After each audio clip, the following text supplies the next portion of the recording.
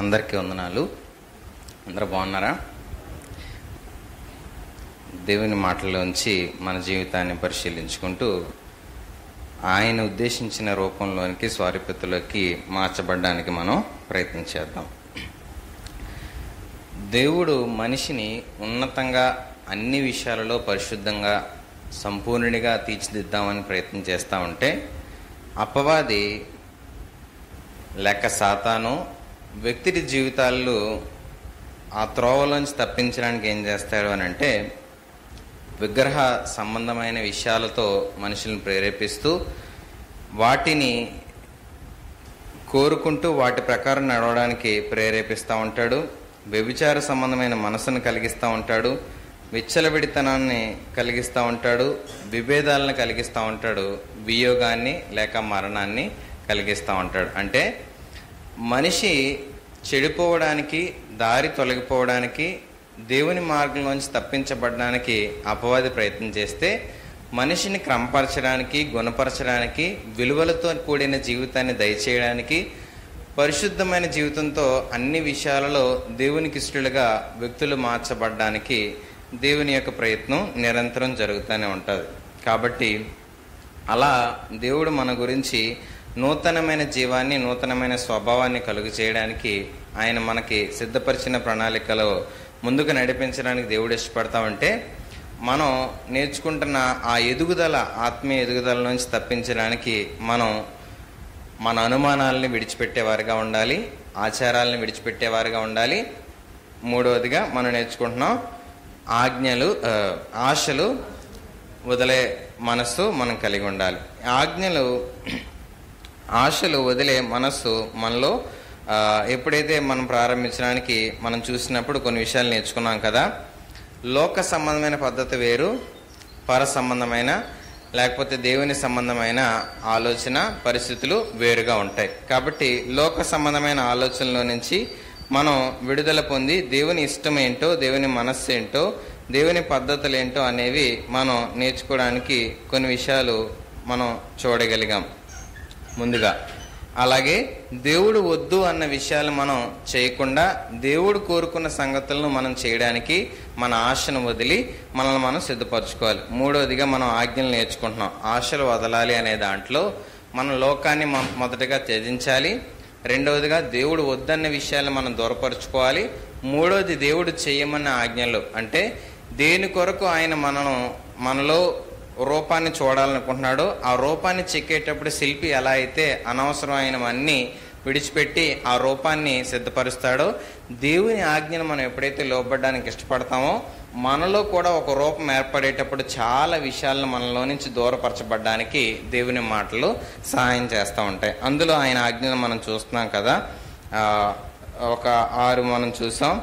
ఈరోజు 7వ ఆజ్ఞగా మనం ద్వితీయోపదేశకాండం 5వ అధ్యాయము 18వ వచనాన్ని చదువుదాం. ద్వితీయోపదేశకాండము 5వ అధ్యాయము 18వ మాట చదువుకుందాం. వ్యభిచరింపకూడదు. ఆయన చెప్తున్న మాట ఏంటి అంటే వ్యభిచరింపకూడదు అని దేవుని ఆజ్ఞ ప్రజలకి ఇచ్చాడు. ఒకసారి ఆలోచిస్తే ఆజ్ఞగా మనం ఎప్పుడు చూస్తాము అని అంటే ప్రతి పరిస్థితి ప్రమాదం ఉన్న చోట కొన్ని ఆజ్ఞలు మనం చూస్తూ ఉంటాం. అంటే ఆ హెచ్చరికను చూసి, ఆ ఆజ్ఞను చూసి మనం ఆ ప్రమాదంలో చిక్కుకోకుండా, ఆ నష్టంలో పడిపోకుండా మనం తప్పించబడడానికి ఎంతగానో సహాయపడతా ఉంటాయి. సంఖ్యాకాండము 15వ అధ్యాయము 37 నుంచి 41 మధ్యలో ఉన్న మాటలను చూసి కొన్ని పరిశీలనకి తెచ్చుకోవడానికి ప్రయత్నం చేద్దాం. సంఖ్యాకాండము 15వ అధ్యాయము 37 నుంచి 41 మధ్యలో ఉన్న విషయాన్ని మనం చదవడానికి ప్రయత్నం చేద్దాం. మరియు యెహోవా మోషేకు ఇలాగ సెలవిచ్చెను, నీవు ఇశ్రాయేలుతో ఇట్లనుము, వారు తమ తరతరములకు తమ బట్టల అంచులకు కుచ్చులు చేసుకొని అంచుల కుచ్చుల మీద నీలి సూత్రము తగిలింపవలెను.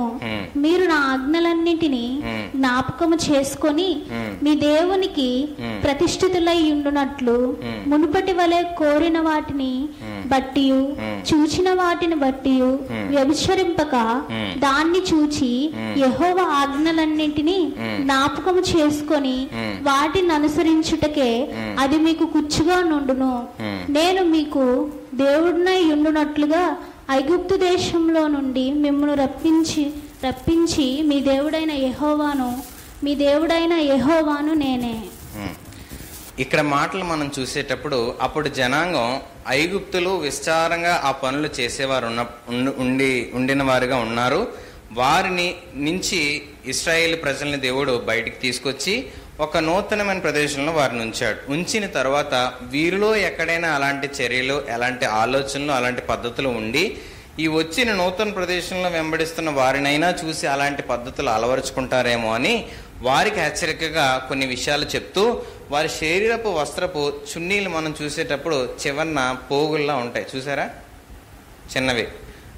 చిన్నవి పోగుల్లా, కుచ్చుల్లాగా అవి ఉండడం ద్వారా అలా తయారు చేసుకుంటూ వాటిని చూసినప్పుడు వీరికి ఏం గుర్తొచ్చేది అని అంటే, అమ్మో మనం దేవుని ఆజ్ఞకు లోబడాలి, దేవుని మాటకు లోబడాలి, ఈ రకమైన చెడ్డ దృష్టి మనలో ఉండకూడదు. ఎందుకనంటే ఆ పైన చదివితే ఆయన అంటున్నాడు, మునుపటి వలె కోరిన వాటిని బట్టి చూచిన వాటిని బట్టి వ్యభిచరింపక. అంటే ఏంటి? ఆ మనసు చూస్తున్నప్పుడు, లేకపోతే వారి కోరిక కలిగినప్పుడు అది తీర్చుకోవాలి, దాన్ని నెరవేర్చుకోవాలనే ఆశ మనసులో వచ్చిన తర్వాత దాని నుంచి దేవుని ఆజ్ఞల వైపు మన కనులు త్రిప్పుకొనేటట్లు వారి వస్త్రధారణని, అలంకారాన్ని ఉంచుకునేలా ప్రయత్నం చేసేవారు. నేటి సంబంధమైన పద్ధతుల మధ్య మనం చూడాల్సిన పరిస్థితి ఏంటంటే, దేవుని మాట విరివిగా చాలా విస్తారంగా మన దగ్గరికి తీసుకురాబడింది. మన చేతుల్లో మనం దానిని చూడగలుగుతున్నాం, చదవగలుగుతున్నాం, వినగలుగుతున్నాం. మనం దేనిని బట్టి మనం ఆ సంబంధమైన మనసుల నుంచి విడుదల పొందగలము అని అంటే, ఆ కోరికలోంచి, ఆ ఆశల్లోంచి దేవుని పక్షమైన నీతిలోకి మలచబడ్డానికి దేవుని పక్షమైన మాటే మనకు సహాయం చేస్తుంది. అందుకే కీర్తనాకారుడు అంటాడు, 119వ కీర్తన 9వ వచనాన్ని చదివితే,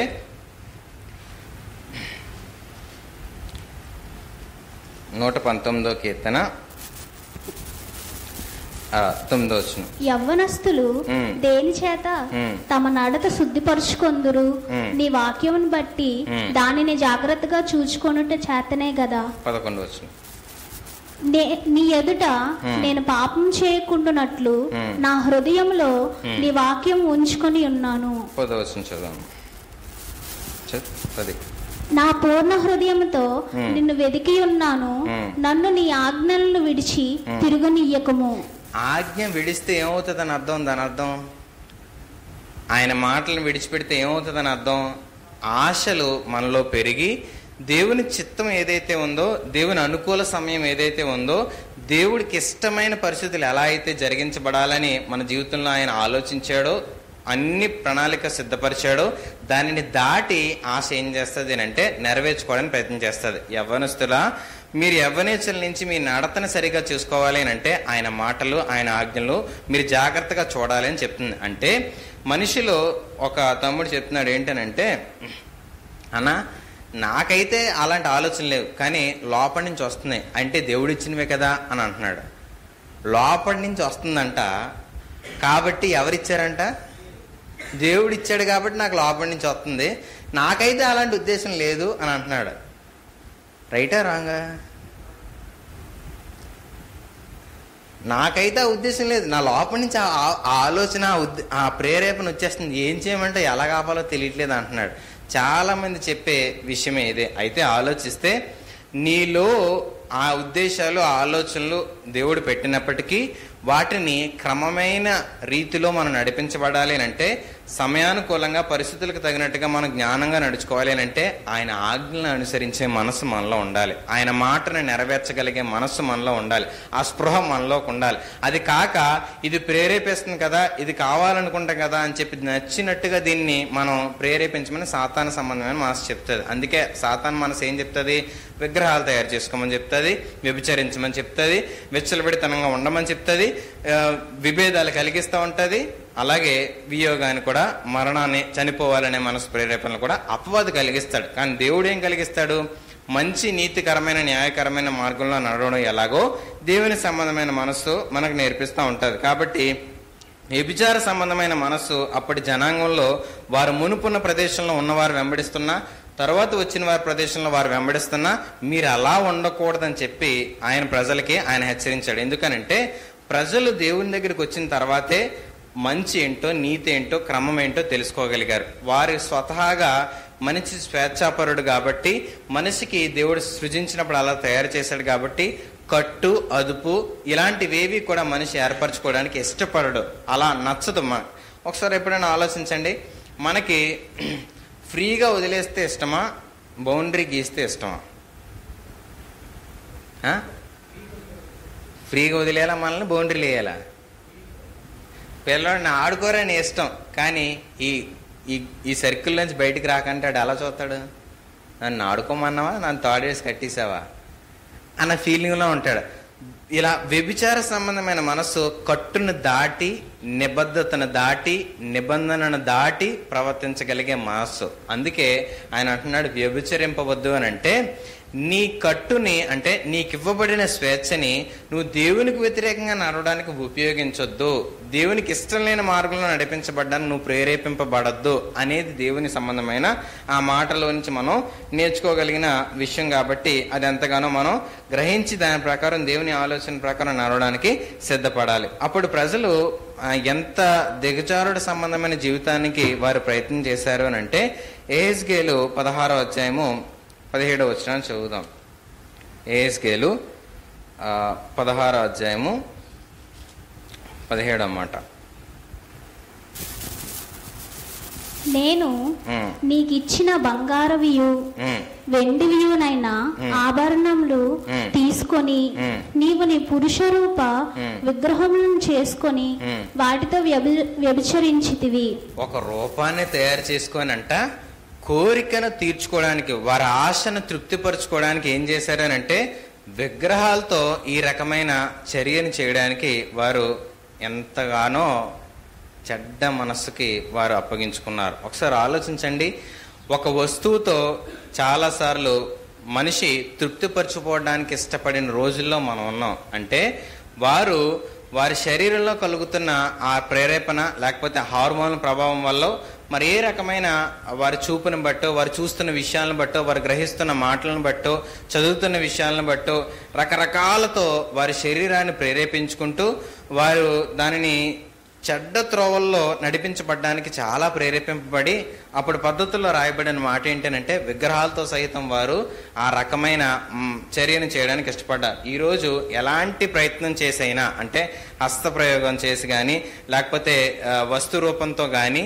లేకపోతే మరి ఏ ఇతర రూపాలతో కానీ శరీరాన్ని ఉద్దీపనం చేసుకొని రెచ్చగొట్టుకొని ప్రేరేపించుకొని పాపములు చేయడానికి ఒక మనస్సులో ఆలోచన సైతం వ్యభిచార కారణంగా మనం బైబిల్ అంత హెచ్చరిక చేయడం మనం చూడగలుగుతాం. అంటే కొన్నిసార్లు మనం కొన్ని పాపాలని తీవ్రంగా చూస్తాం, కొన్ని పాపాలని చాలా చిన్నవిగా చూస్తాం. అక్కడే ప్రమాదం ఏర్పడుతూ ఉంటుంది. ఏంటనంటే ఒక చిన్న విషయం తప్పు చేస్తే పెద్దగా సీరియస్గా తీసుకోం, కానీ వ్యభిచారం చేశాడంట అని చాలా సీరియస్గా తీసుకుంటాం. రైటే, చిన్నదాన్ని కూడా అంత తీవ్రతంగా ఎప్పుడైతే మనం ప్రారంభిస్తామో మొలక పాపం మన జీవితంలో ప్రారంభమై అది ఎదగకుండా ముందే అది చిన్న స్థాయిలో ఉన్నప్పుడే దాన్ని తీసి తొలగించుకొని బయట పారవేయగలుగుతాం. అంటే కన్నులు ఆలోచనలో ఎప్పుడైతే ప్రారంభం అవుతుందో అక్కడే మనం తొలగించుకోవడానికి మనం దేవుని మాట చేత హెచ్చరింపబడతాం. కాబట్టి ఆయన వద్దు అని చెప్పబడిన మాట మన హృదయంలోనికి తీసుకోగలిగితే ప్రతిసారి మనం స్పృహ కలిగి నడుచుకోవడానికి దేవుడు ఎంతగానో మనకు సహాయపడతాడు. కాబట్టి అలాంటి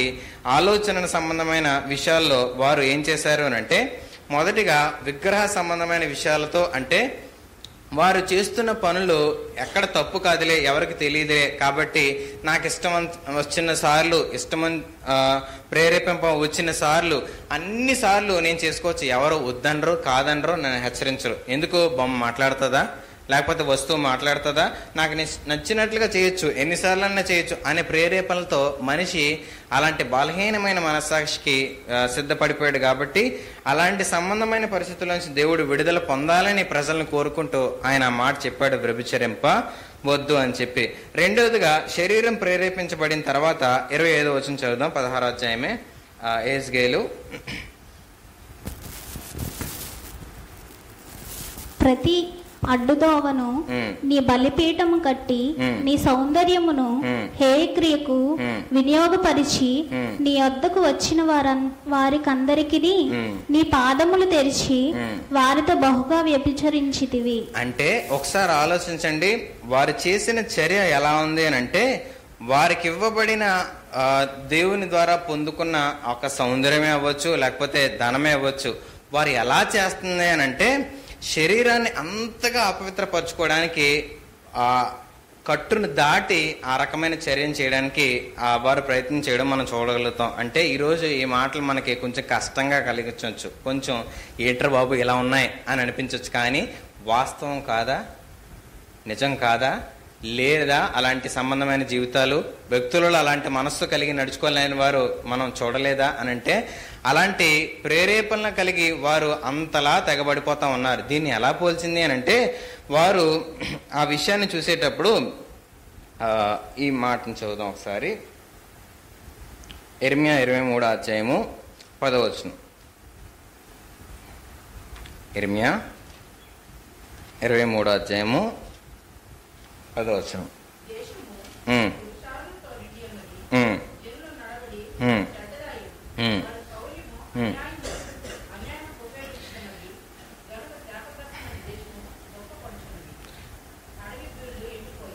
ఆ మాట చదివితే, వ్యభిచారులతో నిండి ఉన్నది, జనుల నడవడి చెడ్డదాయను, వారి శౌర్యము అన్యాయమునకు ఉపయోగించున్నది.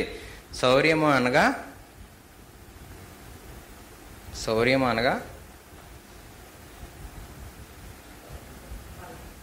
పరాక్రమము లేకపోతే ధైర్యము అనే అర్థాన్ని వస్తుంది. దేనికి వీళ్ళు ధైర్యాన్ని ఉపయోగిస్తున్నారు? అన్యాయం జరుగుతూ వ్యభిచరించడానికి ఉపయోగిస్తున్నారు. కొంతమంది నిజానికి ఆ మాటలు మాట్లాడడానికి మనకి ఇష్టంగా ఉంటుందా? చిచ్చి ఏట్రా బాబు ఇలా మాట్లాడుతున్నారు అనే మొక్క కావలికలే మనకు చెప్పేస్తూ ఉంటాయి ఏటి మాటలని. అలాంటిది ఆ పనులు చేయాలని అంటే వాళ్ళు అలాంటి విషయాలు కలిగి ఉండాలి. వారి ధైర్యాన్ని మంచికి ఉపయోగిస్తున్నారా, చెడ్డకు ఉపయోగిస్తున్నారా? ధైర్యాన్ని అన్యాయమైన పనులు చేయడానికి వారి శరీరాన్ని అప్పగించుకుంటూ ఆ రకంగా ప్రేరేపించబడుతున్నారు. అలాంటి అవాచ్యమైన కార్యాలు చేస్తూ దేవుని నుంచి కూడా వారు దూరపరుచుకొని దేవుని వెంబడిస్తున్నామని చెప్పుకుంటున్న వారి జీవితాల్లో లోకం వైపు ఆకర్షింపబడి దాంతో నడిచేటప్పుడు ఆయన అంటున్నాడు, యాకోబు రాసిన పత్రిక 4వ అధ్యాయం 4వ వచనం. పాత నిబంధన పద్ధతులు మనకు చెప్పేది ఏంటంటే, విగ్రహ సంబంధమైన విషయాలతో వారి శరీరాన్ని ప్రేరేపించుకున్నారు, లేకపోతే వారు కట్టును వారి నిబంధనను దాటి వ్యక్తులతో అనేక మందితో వారు ఆ రకమైన పనులు చేయడానికి వారిని వారు ఆ విషయాల్లో ప్రేరేపించుకోవడం మనం చూడగలుగుతాం. దీనిని వ్యభిచారం చేస్తున్నారు, దాని నుంచి విడుదల పొందండి అని చెప్పి దేవుడు ఆ విషయాల్లో వారిని హెచ్చరించాడు. యాకోబు రాసిన పత్రిక 4వ అధ్యాయము 4వ వచనం. ఆయన చెప్తున్న మాట ఏంటో ఒకసారి గమనించండి. లోకంతో మనం స్నేహం చేసేటప్పుడు మనల్ని ఎలా పరిగెస్తుంది బైబిల్? వ్యభిచారము అని చెప్తుంది. అంటే ఏంటనంటే, చాలా విషయాల్లో మనం దేవునిని వెంబడిస్తున్నామని చెప్తూ, దేవుని పద్ధతులు అనుకరిస్తున్నామని చెప్తూ లోకంతో ఆనందిస్తూ ఉంటాం, లోకంతో సంతోషిస్తూ ఉంటాం, లోకపు పద్ధతులు వెంబడించడానికి ఇష్టపడుతూ ఉంటాం, లోకంతో మిళితమై నడవడానికి ఇష్టపడుతూ ఉంటాం, లోక పద్ధతులు అనుసరిస్తూ లోకంలో ఉన్న వారి మెప్పును కోరుకోవడానికి ప్రయత్నం చేస్తూ ఉంటాం. లోక సంబంధమైన పనులన్నీ చేస్తూ నేను దేవుని సంబంధాన్ని గుర్తించబడడానికి దేవుని మందిరంలోకి వస్తూ ఉంటాం. లోక సంబంధమైన విషయాలతో నడుస్తూ లోక సంబంధమైన విషయాలలో లబ్ధి పొందుకుంటూ దేవుని దగ్గర నుంచి నేను మేలు పొందుకోవడానికి ప్రయత్నం చేస్తూ ఉంటాను. నేను దేవుడు వాక్యం ఏమని పిలుస్తుంది? వ్యభిచారి అని పిలుస్తుంది. ఆ మాట ఎవరినైనా పిలిస్తే ఒప్పుకుంటారా? ఎవరినైనా అంటే, కొన్ని కోపంలో అంటే, తప్పు చేసినప్పుడు అంటే అని అలాంటి సంబంధమైన జీవితాలు మనం కలిగి ఉంటున్నామని స్పృహ మనలో లేకపోతుంది. లోకంలో ఉన్నది నా జీవితంలో కనబడుతుందంటే, లోకంలో ఉన్నది నన్ను చూడగానే ఈయన లోకంలో ఉన్నాడే, ఈవిడ లోకంలో ఉన్నదే, వీళ్ళు లోకల్ పద్ధతిలో ఉన్నారు, వీళ్ళకి మాకు పెద్ద తేడా లేదు, వాళ్ళు చర్చికెళ్తారు అంతే అని అన్నారంటే మనం ఎవరం? ఒప్పుకుంటున్నామా? లేకపోతే హృదయంలోంచి ఆలోచించగలుగుతున్నామా?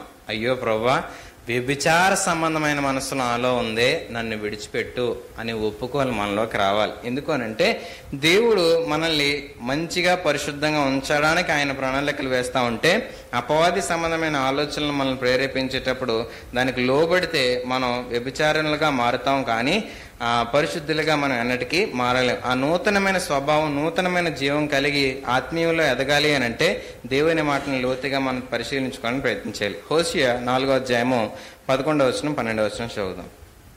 హోషియా 4వ అధ్యాయము 11వ అధ్యాయం వచనం 12వ వచనం చదువుదాం.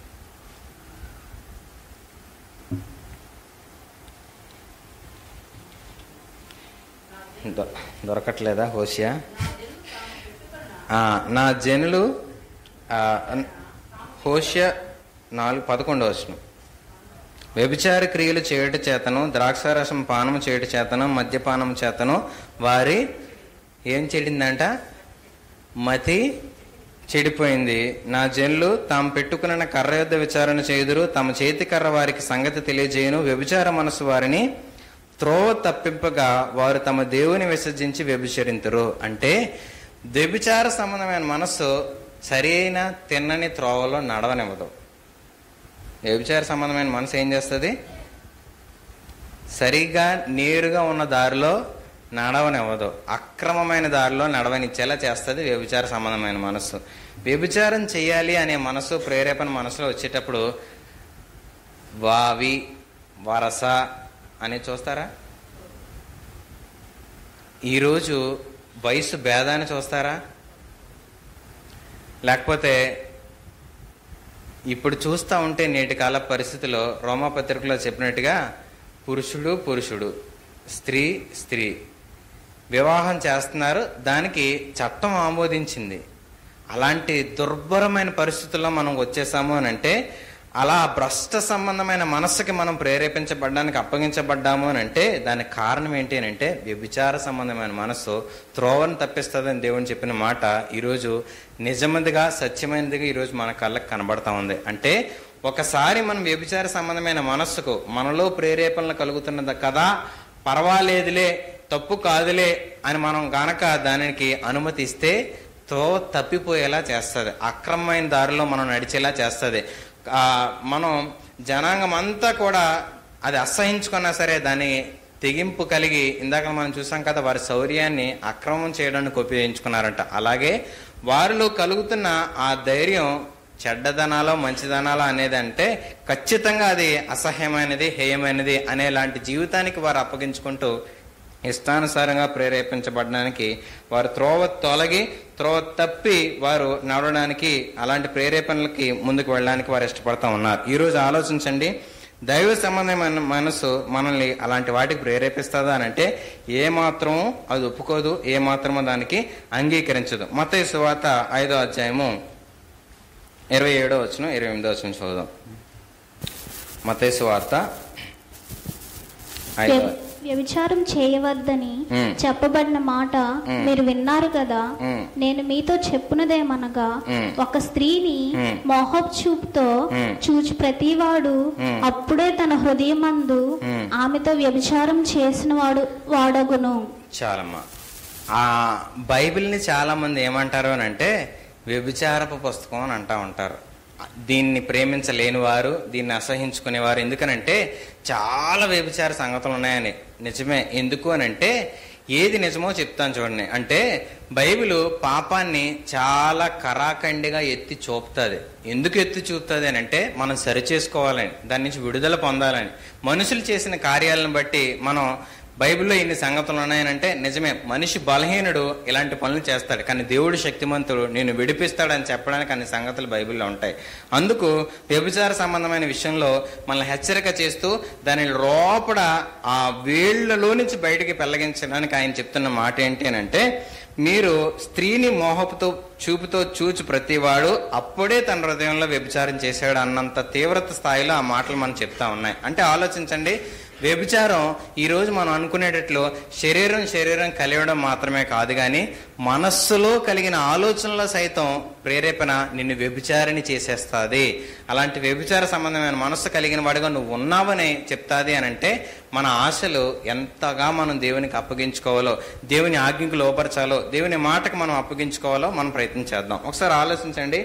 మనస్సులో ఆలోచనలు మనం చాలా విషయాల్లో ఒప్పిదంగా చేస్తూ ఉంటాం, ప్రేరేపిస్తూ ఉంటాం. దాన్ని పరిశీలించుకున్నప్పుడు ఎలా అంటే మొదటిగా మాటల్లో అది ప్రారంభం అవుతుంది. మాటల ద్వారా కొంతమంది కొన్ని మాటలు ఏం చెప్తారు అని అంటే ఈ వ్యభిచార తలంపులకి అవకాశం ఇచ్చేలాగా చేస్తూ ఉంటారు మాటలు. కొంతమంది మాట్లాడేటప్పుడు యవనస్తులు చెప్పేటప్పుడు ఒక విషయాన్ని అర్థం చేసుకోవడానికి మనం ప్రయత్నించేద్దాం. ఏంటంటే నువ్వు చాలా అందంగా ఉన్నావు అని ఎవరన్నా అన్నారనుకోండి, సిగ్గుపడుతూ మాట్లాడకుండా వెళ్ళింది అని అంటే దాని అర్థం ఏంటి చెప్పండి?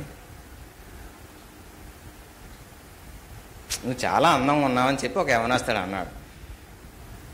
ఆవిడ కొంచెం సిగ్గుపడుతూ వెళ్ళిపోయింది. రేపు పొద్దున్న వచ్చి మళ్ళీ మాట్లాడితే వింటాదనా విందనా? రేపు మళ్ళీ రమ్మనా వద్దనా? పురుషుడు లేకపోతే స్త్రీ ఒక చూపు చూసినప్పుడు, ఒక మాట మాట్లాడినప్పుడు, ఒక ఆలోచన చెప్పినప్పుడు, ఒక సంకేతం ఇచ్చినప్పుడు నీ నుంచి వెళ్ళే రిప్లై, తిరుగు సమాధానం ఎలా ఉందో ఆలోచించకపోతే నువ్వు నేను వ్యభిచారం చేస్తున్నావు, చెయ్యిస్తున్నావు. ఒక సంకేతం మన దగ్గరికి వచ్చినప్పుడు, ఒకరు మనల్ని చూసేటప్పుడు ఏ చూపుతో చూస్తున్నారో చెప్పగలం చెప్పలేమా? ఏ ఆలోచనతో చూస్తున్నారో చెప్పగలం చెప్పలేం? ఖచ్చితంగా చెప్పేయగలం. మన నుంచి వెళ్ళే సంకేతాలు ఎలా ఉంటాయి చెప్పండి. అప్పుడు మంచిగా ఉన్నాయా చెడ్డగా ఉన్నాయా? చిన్న సంకేతం తేడా అయితే మనవాడికి ఏమవుతుంది? రేపటి నుంచి ఈడు పండగ చేసుకుని ఈడు చెప్తాడు వంట ఫ్లాట్ సెట్, వ్యభిచారి అని పిలుస్తుంది దేవుని మాట. ఆలోచించండి. ఈరోజు దేవుని మాట మనల్ని బూతుగా మనతో మాట్లాడుతున్నట్టుగా కాదు, కానీ బూతులోంచి మనం విడుదల పొందడానికి దేవుని మాట చెప్తా ఉంటాయి. కాబట్టి కొన్ని మాటలు మాట్లాడేటప్పుడు మనం కొన్ని జాగ్రత్తలు తీసుకోవాలి, కొన్ని హద్దులు పెట్టుకోవాలి, కొన్ని పరిమితులు పెట్టుకోవాలి. నేను ఒకసారి కాంప్లెక్స్ వైపుగా వెళ్ళేటప్పుడు అటువైపు పార్క్ ఉంటుంది. ఆ పార్క్ దగ్గర చూస్తే కాలేజ్ స్టూడెంట్స్ లాగా ఉన్నారు. ఈడు ఆవిడ మీద, తన ఫ్రెండ్ మీద మూతి మీద ఇలా చేతులు పాముతూ రాస్తూ మాట్లాడుతూ ఉన్నాడు. ఆ హద్దుని ఎందుకు దాటిపోయేలాగా అవకాశం ఇచ్చారు? ఒకసారి ఆలోచించండి. ఒక పరాయి స్త్రీ, పరాయి పురుషుడు నీతో మాట్లాడేటప్పుడు నీ మీద చెయ్యేసి మాట్లాడొచ్చా? ఎంత అక్క అని పిలిచినా, ఎంత ప్రేమగా మాట్లాడినా దయచేసి అలా మాట్లాడడానికి ఎవరు అవకాశం ఇవ్వద్దు. ఇస్తున్నాము అని అంటే నీలో ఆ సంబంధమైన మనసు ఉంది. అవతలి వ్యక్తి మాట్లాడే మనసు అదే ఇంటెన్షన్తో నీతో మాట్లాడుతున్నాడు. కాబట్టి నీ మాట్లాడే మాటలు క్లుప్తంగా ఉండాలి. ఇంకేంటి, ఇంకేం లేవా, ఇంకా చెప్పు అంటే ఏంటి? ఏదో ఉంది, ఏదో కావాలి, ఏదో కోరుకుంటున్నాడు. కాబట్టి ఇంకేంటి, ఇంకేం కావాలి, ఇంకేం చేస్తున్నాం, ఇంకే పనికి మాలిన విషయాలు మనం మాట్లాడడానికి, అసందర్భమైన మాటలు మాట్లాడడానికి, సమయం మించి మాట్లాడడానికి, సమయం లేని సందర్భాలు మాట్లాడడానికి ఎప్పుడైతే మనం అవకాశం ఇస్తున్నామో మనకు స్పృహ కలగాలి. మనలో కలుగుతున్న ప్రేరేపణ వ్యభిచారం వైపు, త్రోవ తొలగిపోయే వైపు మనల్ని ప్రేరేపిస్తున్నాయని. మాటలు ఖచ్చితంగా అలా చేస్తూ ఉంటాయి. రెండోది చూపులు ఖచ్చితంగా అలా చేస్తూ ఉంటాయి. చూపు చూడడానికి మనం కొన్నిసార్లు మనిషి బలహీన రీత్యా ఏం చేస్తుంది అంటే ఎక్కడ ఆడుగా ఉందో బాడీలో ఆ చూపు అటువైపు వెళ్తూ ఉంటుంది. ఖచ్చితంగా ఎలాంటి వారే అయినప్పటికీ షేప్, బాడీ షేప్ని బట్టి మన వస్త్రధారణ సరిగా లేకపోతే, మన వస్త్రధారణ ప్రదర్శనగా ఉంటే, మన వస్త్రధారణ మనం కప్పుకునేదిగా లేకపోతే, బహిరంగంగా ఉండేలా చేస్తే ఖచ్చితంగా ఎలాంటి వారికైనా కళ్ళు అటువైపు వెళ్ళేలా చేస్తాయి. కళ్ళు అటువైపు ప్రేరేపింపబడేలాగా, చూసేలాగా, మనల్ని చూసి ఆనందించేలాగా చేస్తున్నారు అని అంటే మనలో ఏ సంబంధమైన మనసు? 10,000 పెట్టుకున్నాను, ఇప్పుడు అమ్మేయాలి ఏంటి? కొంటే ఏం చేస్తాం? కాల్చాలి. కొంటే ఏం చేస్తాం? ఒక ఆవిడ అంటుంది, సర్లేండి ఎవరికైనా ఇచ్చేస్తానండి. ఎవరికైనా ఇచ్చేస్తుందా? నువ్వు వేస్తే పాపం, పక్కోడేస్తే పుణ్యమా? నువ్వు వేస్తే పాపం, పక్కోడేస్తే పుణ్యం అవుతుందా? పక్కోడేస్తే సుఖం అవుతుందా? ఖచ్చితంగా అది పాపమే అవుతుంది. కాబట్టి అలాంటివి తయారు చేసిన వాళ్ళని ఏమనాలో తెలియదు, అలాంటివి వేసుకుంటున్న వారిని ఇంకేమనాలో తెలియదు. వ్యభిచార సంబంధమైన మనస్సు మన చూపును బట్టి ప్రేరేపించబడడానికి ఖచ్చితంగా మనం అవకాశిస్తాం. మూడోది తాకిడి. మూడోది ఏంటి? తాకిడి. ప్రైజ్ ద లార్డ్ అని ఎలాగ ఇవ్వచ్చు, ఇలాగ ఇవ్వచ్చు. ఏది బెటరు? కొంతమంది సెకండ్ ఇస్తా ఉంటారు, మాట్లాడినంత సేపు ఆ చెయ్యి అలాగే ఉంటుంది. చిన్నోలా పెద్దోలా ఆ స్పృహ, ఆ భయము ఏం ఉండదు. కొంతమంది దగ్గరికి వచ్చి చిచ్చి చిచ్చి అని ఇలాగా, పెద్దోడే 40 సంవత్సరాలు ఉంటాయి, పిల్ల కొంచెం బొద్దుగా ఉంది, లావుగా ఉంది, అందంగా ఉంది, ఇలాగ అంటున్నాడు. మాటిమాటికి అలాగ అంటా ఉంటే తనలో మంచి దృక్పథం ఉందా, చెడు దృక్పథం ఉందా? చిన్నపిల్లే కదండి, ముద్దుగా ఉంది కదండి, బొద్దుగా ఉంది కదండి, బొగ్గలు గిలితే తప్పేటండి.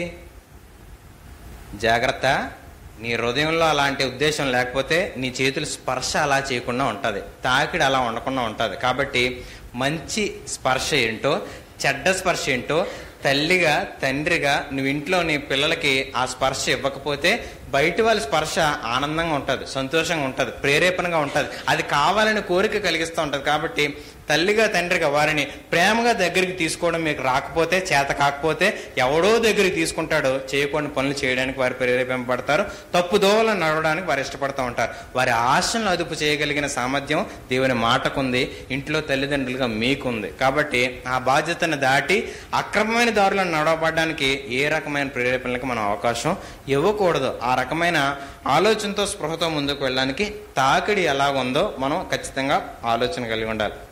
మనం ఆపలేనిది ఏంటి అని అంటే ఆలోచనలు.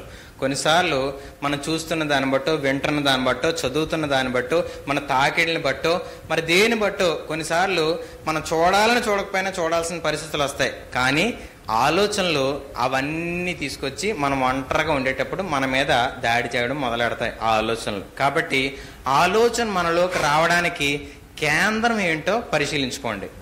ఆలోచనలు రావడానికి కేంద్రం ఏంటో. ఏమీ లేకుండా మన మైండ్లోకి ఆలోచనలు వచ్చేస్తాయండి. రావడానికి గల కారణం ఏంటి?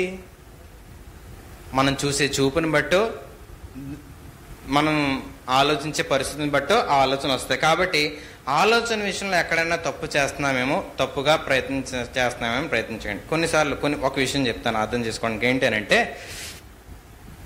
కొంతమంది వారి ప్రేమను చూపిస్తూ ఉంటారు, కేరింగ్ అంటారు. ఏమంటారు? కేరింగ్, ప్రేమ. ఈ ప్రేమ లేనిపోయిన ఆలోచనలు కలిగిస్తూ ఉంటారు. ఆ ప్రేమ హద్దులో ఉంచుకోవడానికి ప్రయత్నించేయండి. రారా రామ్మ అని చెప్పి దగ్గరగా తీసుకోవడం, ప్రేమగా వారికి ఏదైనా ఇవ్వడం, ప్రేమగా వారితో మాట్లాడడం. కొన్నిసార్లు మన వాళ్ళే కదా, మన దగ్గరే ఉంటున్నారు కదా అని ప్రేమగా వాళ్ళతో మాట్లాడుతూ ప్రేమగా ఏదైనా తీసుకోరా అని చెప్పి వాళ్ళకి ఇస్తే నా మీద ఇంట్రెస్ట్ ఉన్నట్టు ఉంది అని అంటున్నాడనంటే ఈరోజు ప్రేమ కూడా చులకనగా మారిపోయిన దినాల్లో ఉన్నాం. అంటే మన హద్దును దాటి మనం ప్రేమించగలిగిన, చూపగలిగే పరిస్థితులు కూడా ఎదుటి వారికి ఎలా ఉంటున్నాయనంటే చెడ్డగా ఆలోచింపజేసేలాగా ఉంటున్నాయి. కాబట్టి మనం ఎంత హద్దులో ఉండగలిగితే అంత మంచిది. ఎంత మనం మన బౌండరీ మనం గీసుకుంటే అంత మంచిది. కాబట్టి ఎదుటి వారికి చెడ్డ ఆలోచనలు, చెడ్డ సంకేతాలు మనం ఇవ్వకుండా ఉండాలి అని అంటే మనం చేసే పనులు చాలా జాగ్రత్తగా పరిశీలించుకోవాలి. ఐదోది ఏంటంటే మన అలంకరణ. ఐదోది ఏంటి? అలంకరణ. దేవుడు ఆడవాళ్ళకి జుత్తు ఎందుకు ఇచ్చాడంట? ఎందుకు ఇచ్చాడు? అందంగా అల్లికలు వేసుకొని అందరు కనపడడానికి, చూపించుకోవడానికి ఇచ్చాడా? వారు ఆ జుత్తుతో వారి శరీరాన్ని కప్పుకోవడానికి ఇచ్చాడు. ఇప్పుడు ఖచ్చితంగా చున్నీలు వచ్చాయి. చున్నీలు ఒకప్పుడు చూస్తే చాలా చక్కగా వారి మీద వారి వస్త్రాన్ని అంతా కప్పేలా ఉంటుంది. ఇప్పుడు చున్నీ ఉందా అనే డౌట్ లాగా వస్తుంది. అంటే అంతలాగా వాళ్ళ అలంకరణ మారిపోతున్నాయి. చున్నీ అనే కాదు, వారి వస్త్రాలే అలా మారిపోతున్నాయి. చున్నీని ఇంకా ప్రేరేపించేదిగా వారు వేసుకుంటున్నారు, ఇంకా వారికి ఆ చెడ్డ సంకేతాలు ఇచ్చేదిగా వేసుకుంటున్నారు. అలంకరణ చాలా ప్రమాదకరం. అన్ని స్త్రీలకైనా పురుషులకేటి లేవా అంటే ఈ బట్టను ఎట్టట్లేదు కొంతమంది. దేనికంటే చల్లగా గాలితో ఎండాకాలం కదా. ఏ కాలం?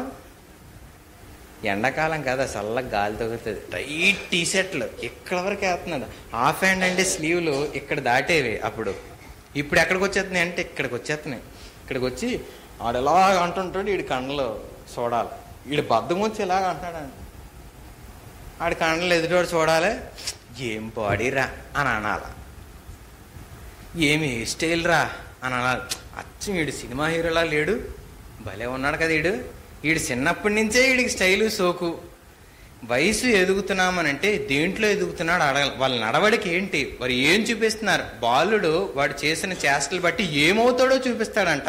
అంటే వాళ్ళు ఎదుగుతున్నప్పుడు వారు చేసే చేష్టల పనులు, నేను ఇలా తయారవుతానని చూపిస్తాడు, నేను ఇలా అవ్వబోతున్నానని చూస్తున్నాను, నేను రేపొద్దు నీ పని చేస్తానని మనకు చూపిస్తూ ఉంటాడు, నేను ఇలా ఉంటానని భవిష్యత్తులో వారు చేసే చేష్టలు చూపిస్తూ ఉంటాయి.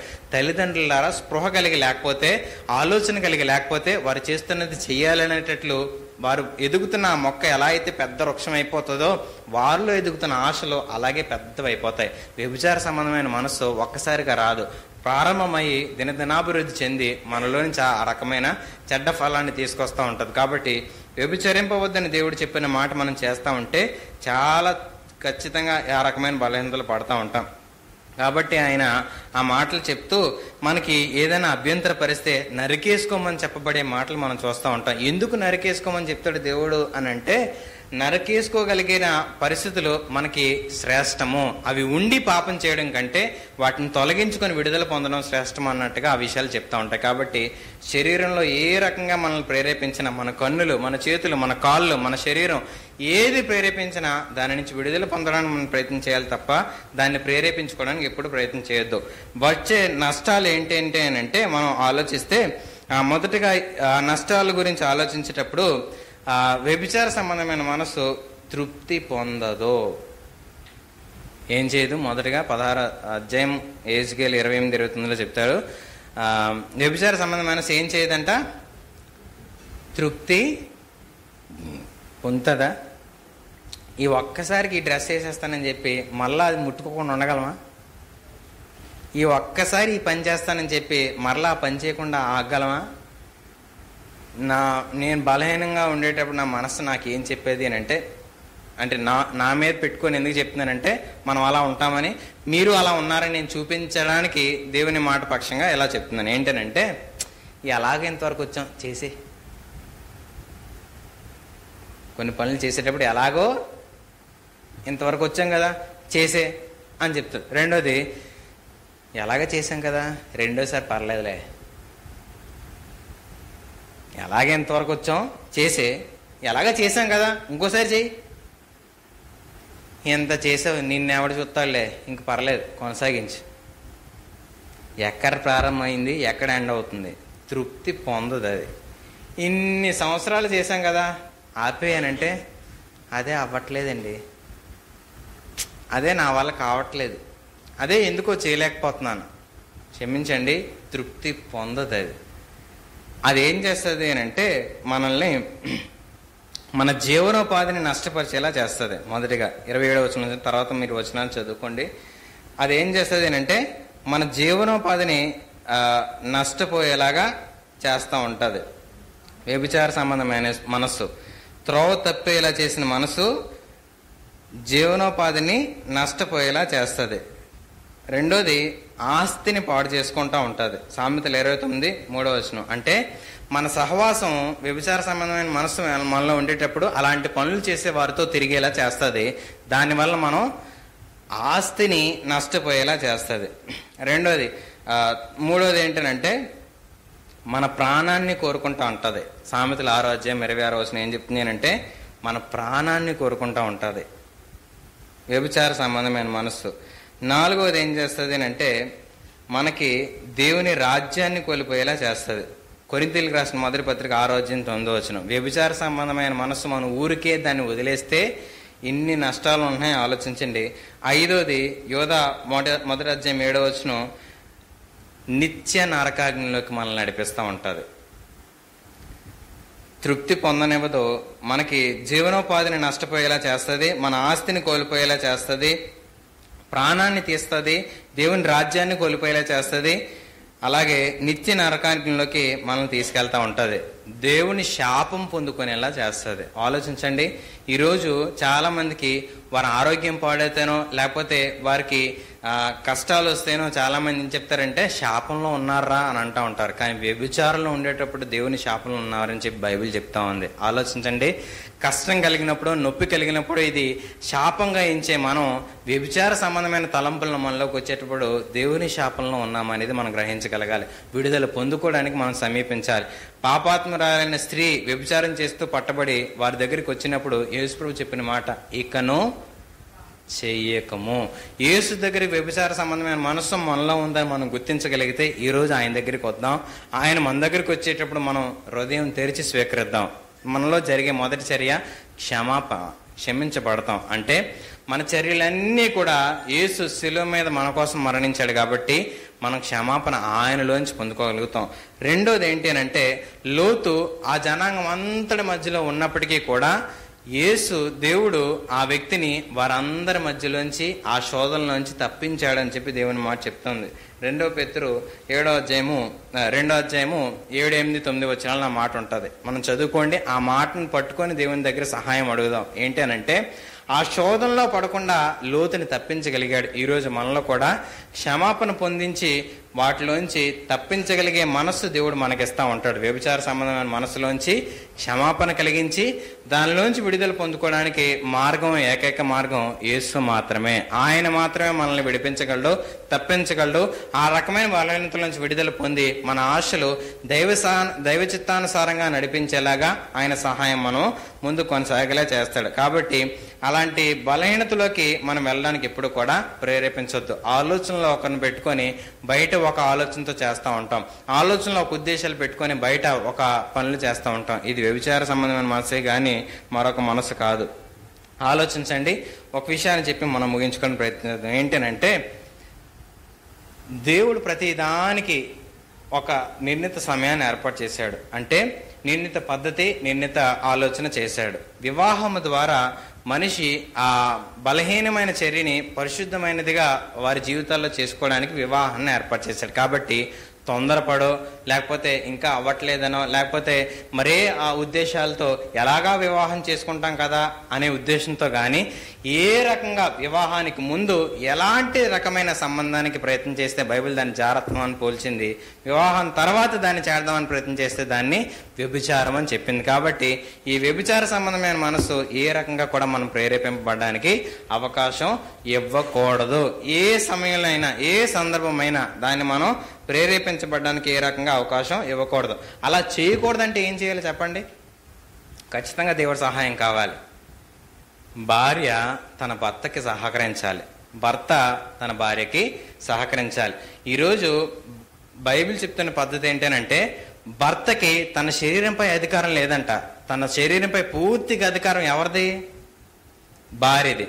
భార్య శరీరంపై పూర్తి అధికారం ఎవరిది?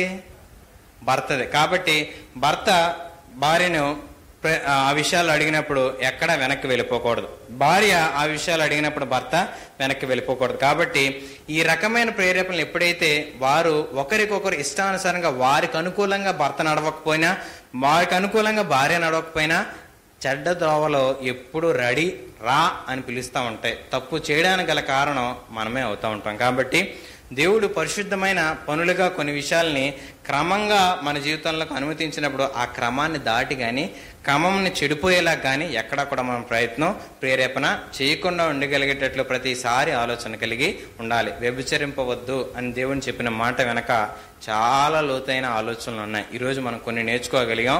మనం బైబిల్ చదివి ఇంకొన్ని విషయాలను దేవుని దగ్గర కనిపెట్టి నేర్చుకొని ఆ బలహీనతల నుంచి విడుదల పొందడానికి మార్గం యేసు అని చెప్పి బైబిల్ చెప్తుంది. దానిలోంచి ఇంకా మరలా పడకుండా తప్పించే మార్గం కూడా యేసు ద్వారా మనం పొందుకోగలం చెప్తుంది. కాబట్టి అలాంటి విడుదల మనం ఈరోజు పొందుకొని దేవుని సహాయం చేత మనం పరిశుద్ధులుగా పరిశుద్ధమైన మార్గంలో నడవడానికి మనల్ని మనం ప్రేరేపించుకోవడానికి ప్రయత్నం చేద్దాం. ప్రార్థన చేద్దాం.